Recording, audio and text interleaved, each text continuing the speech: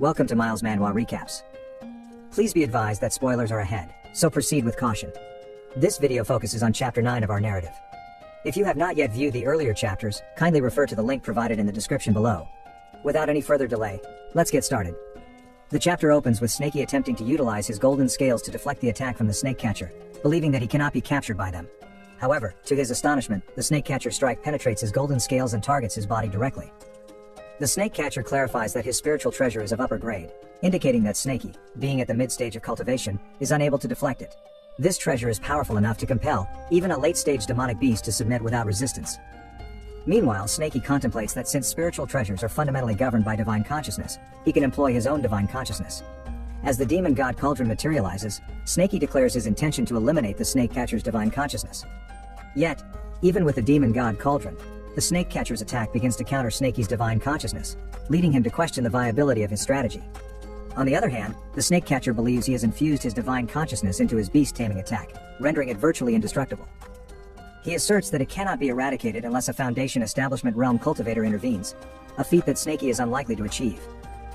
In response, Snakey decides to consume the snake catcher's attack, reasoning that if he cannot eliminate it with his divine consciousness, he will resort to brute force to confine it within his stomach. We observe the snake catcher's attack trapped inside Snakey's stomach, attempting to escape, but Snakey's thick skin withstands it. Snakey concludes that since controlling a treasure, like the one wielded by the snake catcher, depletes a significant amount of true QI, he can ultimately exhaust the snake catcher by forcing him to expend all of his true spiritual QI. The snake catcher, realizing this predicament, urgently calls out for the spiritual treasure to break free from Snakey's grasp, while Snakey simultaneously attempts to flee, aiming to deplete the snake catcher's spiritual energy. An hour later, the snake catcher continues his pursuit of Snakey. Utilizing his Earth-Draven technique to enhance his speed, he reflects on how Snakey has led him in circles for the past 30 minutes.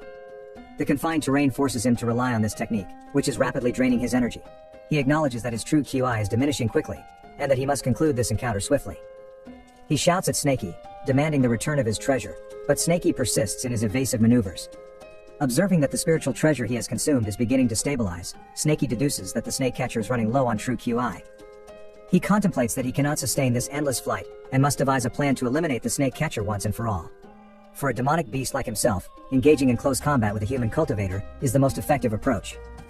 Noting that the snake catcher has been attacking from a distance of 10 meters, which provides him a sense of security, Snakey decides to slow his pace to lure the snake catcher closer, intending to paralyze him while he is distracted. As the snake catcher perceives Snakey's deceleration, he assumes that Snakey is nearing his limit.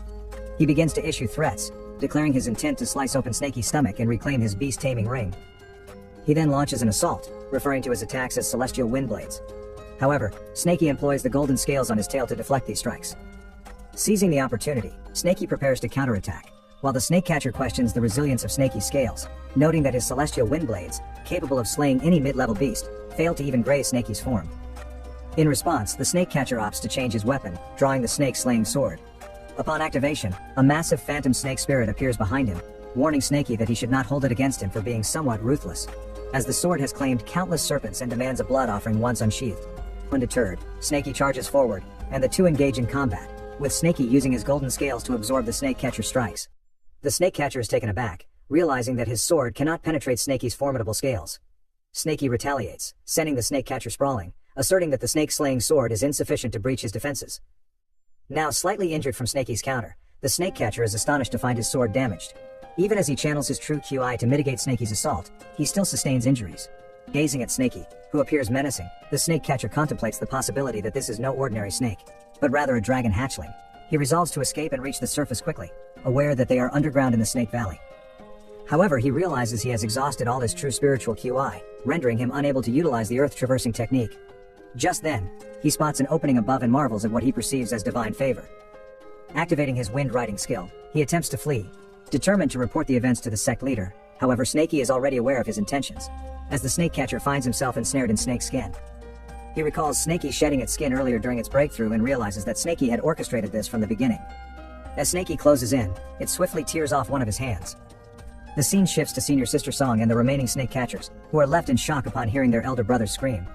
The younger brother questions whether a mere snake beast can truly confront their elder brother, who is expected to be formidable.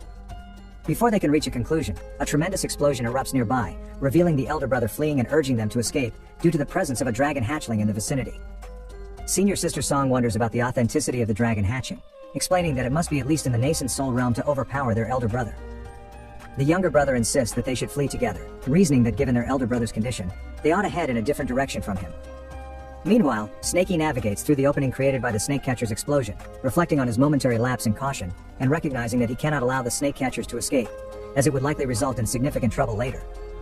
The snake catcher, believing he is close to freedom, assumes that Snakey remains in the lower level of the valley. However, as he passes near the old black snake, which is presumed dead due to being severed in half, the old black snake unexpectedly launches a venomous attack. The strike lands accurately, causing the snake catcher to roll on the ground in agony, questioning how the old black snake can still release poison, despite its decapitation. He retrieves an antidote for the poison, but Snakey is already approaching him from behind. Realizing this, he produces an upper-grade spiritual jade, stating that he did not wish to use it at this moment, but it is his last resort. Upon activation, the spiritual jade enhances his speed, allowing him to take off at an astonishing pace. Observing this, Snakey removes one of his golden scales, declaring it to be his only option left, and hurls it toward the snake catcher. The scale catches up to him and pierces his heart, resulting in instant death. Well, I hope that he is dead. Anyways, the chapter concludes on a cliffhanger, leaving me and you in suspense. Thank you for watching, and please comment the word Leon to confirm that you have viewed the entire video. Additionally, I would appreciate your assistance in reaching 500 subscribers on my backup channel. I extend my gratitude to all who have already subscribed. Wishing you a pleasant weekend. And I look forward to seeing you next time.